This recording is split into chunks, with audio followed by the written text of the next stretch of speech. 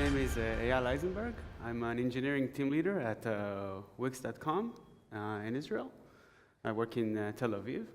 And what I want to talk to you about today is basically I want to talk to you about how and why you should start developing simple games, specifically using React, but it can be Angular, Vue, or whatever you like.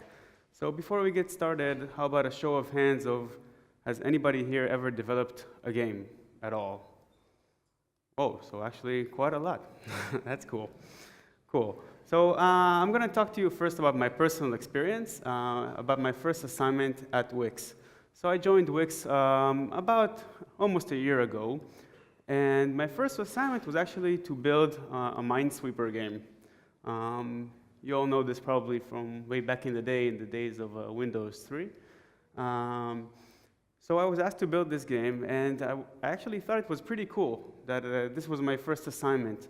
Because before that, I worked in a company, and many companies around the world pride themselves with how fast we can get a new developer on the first day to deploy to production, right? And even though that's kind of cool, because first day I'm already up there and making stuff, it's actually pretty stressful. I mean, think about it. You're taking this person, guy or girl, he just left his previous job for several years. He's joining this new company. He's already out of his comfort zone. And you're asking him to try new technologies and new frameworks and new people and new computer, new everything. And now we're telling him, OK, you need to be on production today and hopefully not break anything. That's kind of stressful. So I really liked this assignment. I was told I have 2 weeks to build a Minesweeper. And basically, I have these 2 weeks to learn the technologies that the company use, the deployment process, get to know the people, and everything I needed. And once I said, OK, I'm good to go, I can move on to a real assignment. And this was really cool. So in this process, I learned TypeScript, which I didn't know before. I already knew React and Redux, so I was going to showcase my abilities. And another cool thing which I did was TDD. I haven't done TDD before so much. And also I got to experiment with Vim. Because before that I was using Atom, and I decided to give it a shot since I have 2 weeks to try it. And I basically fell in love with this amazing editor. Any Vim users here? Yes. Cool. And I thought to myself that I need to do something different, and I decided to build my Minesweeper game according to the theme of the game Doom. And Doom is to gaming like Black Sabbath is to music. And I actually thought about this like a week ago. I thought it was a cool thing to say. You all know the game Doom, right, from the 90s? Awesome. So I want to show you what I did first, and then we'll talk about a little bit about why and how.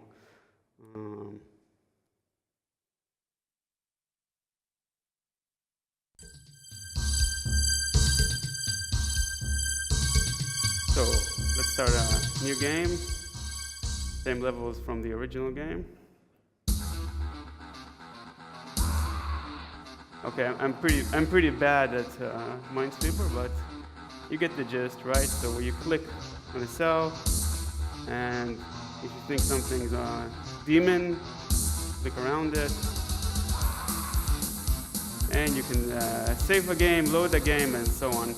Well, you get the point, right? So I had a lot of fun doing this task, and after 2 weeks, I finished my job, basically, and I was able to deploy this to Wix's server, where nobody in the world could see it and play with it except me and maybe a coworker or something like that, which kind of sucked when I thought about it, because I thought this is pretty cool, and other people should use this and play this. And I thought, OK, maybe I can find an online gaming website where it lets me host this kind of game, and maybe other people can enjoy it and play it as well. So at first I decided to look at gaming websites today. So what I did was I fired up, not that.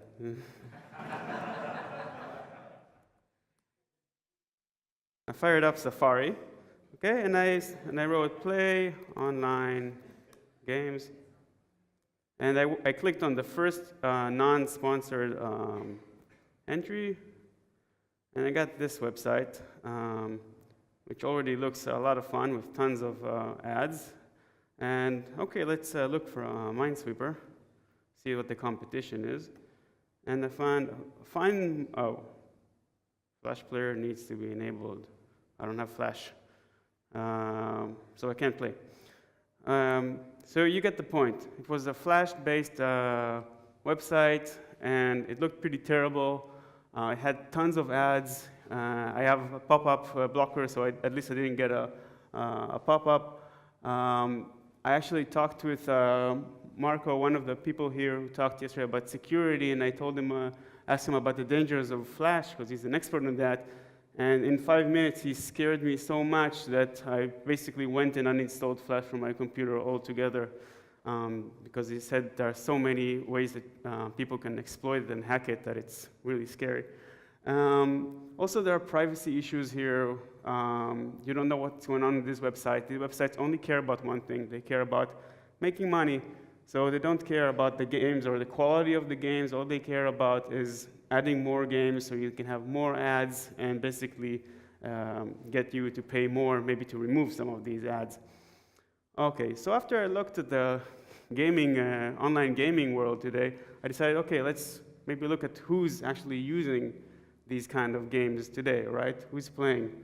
Oh, actually, I forgot about this. When I was getting ready to make this presentation, I got this notification from 9to5Mac, which is a pretty big blogging site about Macs, and basically they said new fake Flash player installer for Macs, and it's really nasty. And I'm not going to bore you with all the details of what it does to your computer, but it's really hard to get it off, and you're probably not going to be, if you're not a developer, it's going to be a pain to get it off. Now let's talk about the average gamer, right? So I got these numbers online, and it's pretty easy to find these. There are links in the presentation, which I'll post later. And you can see that about 26% are under 18 and 27% are over 50, which basically means that the majority are the edges, right, of society. It's either young kids or older people who like playing games. And these people are usually, they're not so much tech savvy, and they're susceptible to threats, and they're easy targets. I mean, these hackers, these people who try to get the money and privacy from you, they're targeting these groups usually. They're not targeting anybody here because they know their chances of success are very slim. So I was really depressed about the state of online gaming today, and I thought we need to save the world here, right? We need to do something and see how we can fix this. And I was actually going to wear a nice polo shirt for this presentation that my wife picked out, but then I got this T-shirt from the event, and it says, "Developers change the world," which I think fits this even better, and I completely agree. I mean, if you walk down the street and just pick a random person and ask him, what do you think about when you hear about Apple or Microsoft? And he's going to say Steve Jobs or Tim Cook and Bill Gates. But nobody down on the street knows who Dan Abramov is or Yuda Katz and all these people, right? But well, at least I hope most of us here know who they are and how important they are. So I really think that we as developers have something that we have the tools here to really do something and make an impact and really change the world here. And that's when I thought about this. This is called Mastermind. And Mastermind, it's a free, open source, and ad-free gaming platform, which basically lets you, as developers, add games to this platform. It can't be Flash. It has to be JavaScript or pure HTML, CSS, and so on. And I thought that we need to basically take a twist on the gaming world, right? It can't be just another gaming website, okay? It needs to be something different. So I thought that, first of all, for the gamers, it has to be free. It can't have ads or installations or different fees and so on. It needs to be safe.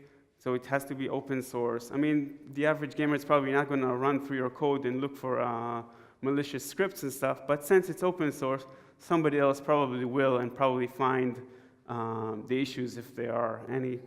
And they need to look cool, and they also you need to have the ability to donate or encourage other devs which are building these games to build more games like that. So you can donate via PayPal or Patreon or whatever you want. And the benefits for the devs here are, first of all, it's also free to upload their games. I mean, a lot of these websites, they ask you a fee just so you can upload your game to this platform.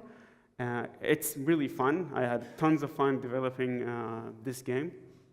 And you get to experiment with new technologies like I did with TypeScript and TDD, Vim, whatever you want. New tools, you can get code reviews from peers like you because it's all open source in GitHub, and you can try it. And you can even get a little side income if somebody likes your games.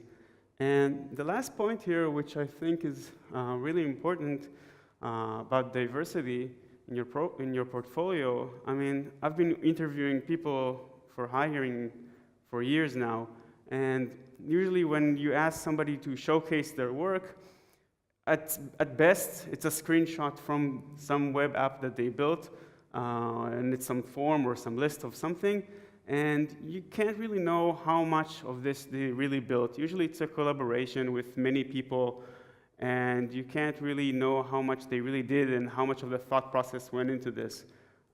So just imagine if somebody sends you their CV and there's a link here for something like that game. It's like, okay, this guy built this game all by himself.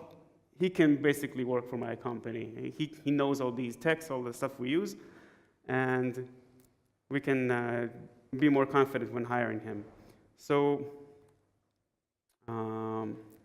let's see what it looks like, right? Cool. So this is Mastermind. As you can see, it's pretty clean and pretty, it's completely ad-free. Right now we have an amazing number of 2 games, and, and one actually doesn't work yet all the way. But that's the main idea. It's really clean. You can search for games that you want by the name or by technology, and then you just click on the game, and you can play it right here. Yeah, again.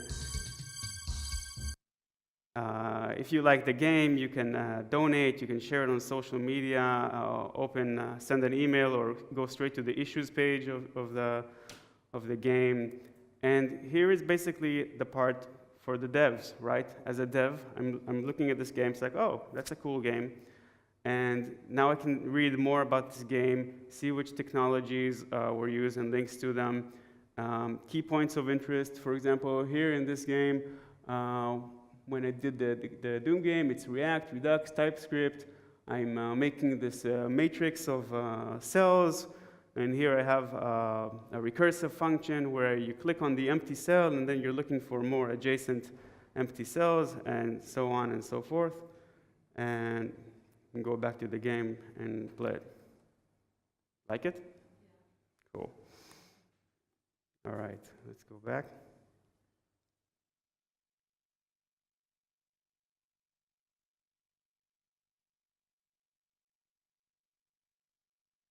So, this is me about 5 years ago in a festival in Berlin. I was actually in well, we like to think that we were a pretty big punk rock band. Anybody heard of Brutal Polka? No? Oh, it's okay. And this feeling of joy, I guess, on my face here is basically when I was playing in front of all these people, doing something so simple, and just seeing the smiles and happiness on people's face when they see something innocent and great, it just makes them feel great. It's just basically one of the greatest feelings in the world. And I really feel that with something like a platform like this, and when you're creating simple games, and you can give these people the same feeling when they go into a website and they play a game and it's free, and they know that they can feel safe and not worry about what kind of personal data is being stolen from them or how they're the website are trying to exploit, what kind of nasty malware is being installed on their computer, it just really feels great. I mean, how many times have any of you had to go to your kid or your parent's computer and uninstall some toolbar or some nasty malware? I mean, it happens all the time. It's really frustrating. And before I finished, somebody said that you have to finish with a quote because somebody else said it's better before you. So I picked this one by Margaret Mead, who was an anthropologist, that never doubt that a small group of thoughtful and committed citizens can change the world. Indeed, it is the only thing that ever has. Thank you.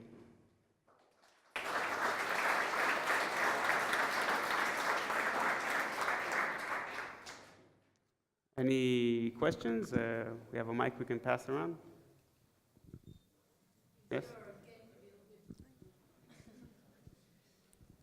Hi. Is it your game, the one that you saw us build with React, or how you did it, how you built it? Yeah, I was a little, like, I guess I kind of hurried up and I didn't show much code. But yeah, it's completely built with React. I don't know if you can see this. It's completely built with React and Redux and TypeScript. And if you're wondering about the sounds, I bet probably most of you haven't developed a web app with sound. Adding the sound was really, really simple in a React world. You basically import a library called React Sound. And you require the MP3 or WAV or whatever you need to be playing. And once the rendering just goes through this, you see here, sound URL. Once it goes through this, you have a play status, and if the play status is this playing enum, then it just starts playing, and if it stops, you can stop, toggle it, you can use state or whatever you want for it.